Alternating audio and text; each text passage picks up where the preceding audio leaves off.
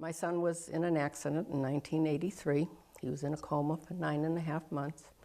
And when he came out of the coma, he was left with cognitive deficits, in a wheelchair, short-term memory problem, and could not speak. In 2004, Scott started talking.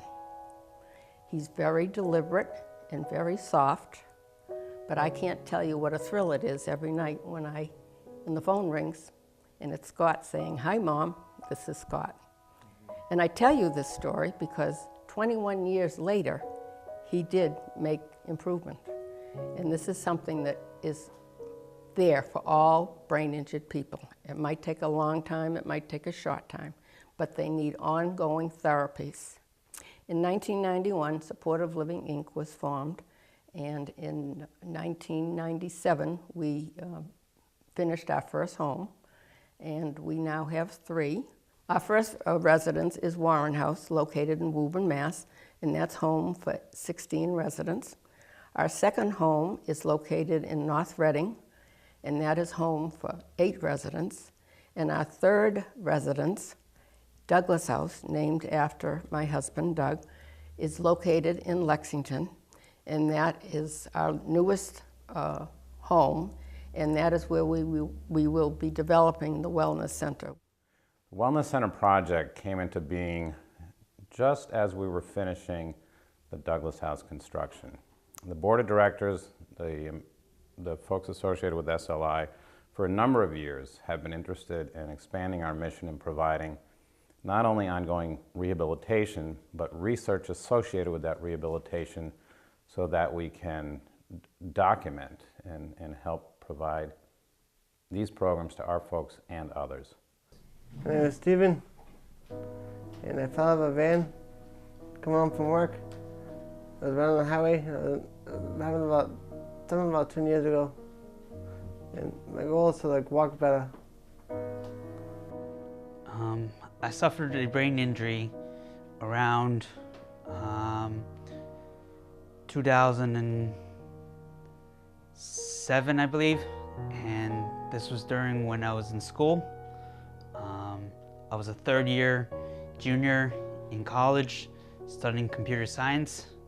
I suffered the brain injury due to high blood pressure due to kidney failure. I had a stroke, mysteriously.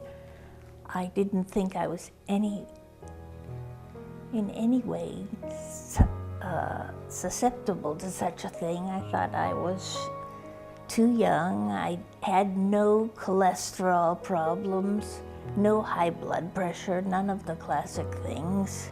And suddenly I got a terrific headache when I was practicing at the Tango Club of Boston. My brain injury was in '84.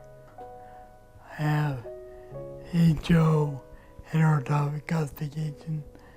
It's affectionately known as HO in my elbow and in my hip. Physical therapy is very, very important because I cannot move my left leg as everybody else can, or as I'd like to. So I need therapy to move it, to help get it moved. My name is Peter Cock, and I had 2 strokes that affected my left-hand side, my left-hand leg, and my left-hand arm. But I can still walk around, it's pretty good. I'm lucky to do that. People with brain injuries need long-term assistance and long-term therapies in order to not only regain their skills, but also to develop them further so that they can do even better than they have been doing.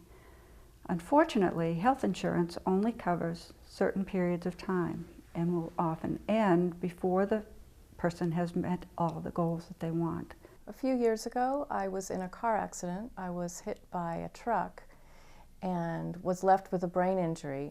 And so for a couple of weeks I was in a coma, and a few months I was in a rehab hospital. I was still wheelchair bound and had several cognitive issues. Speech therapy was needed.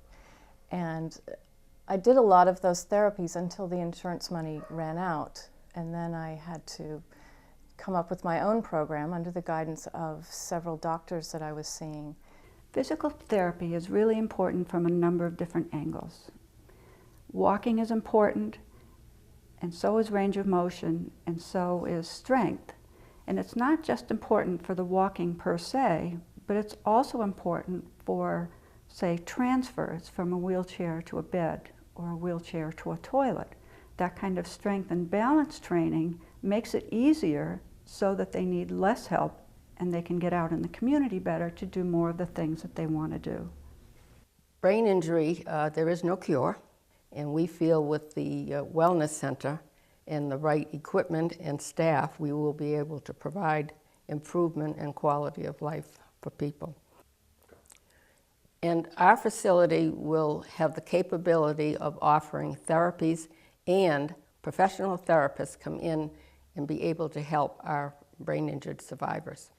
For people that have conditions like Drew's, there are exercises that can help to ameliorate the problem he has and the pain that he has, whether it's range of motion or specific movements in specific directions, maybe with the assistance of a physical therapist. There are ways to help Drew and others like this to reduce the effects of the long-term immobility. My goal is to work on my ability to walk and my ability to speak clearly.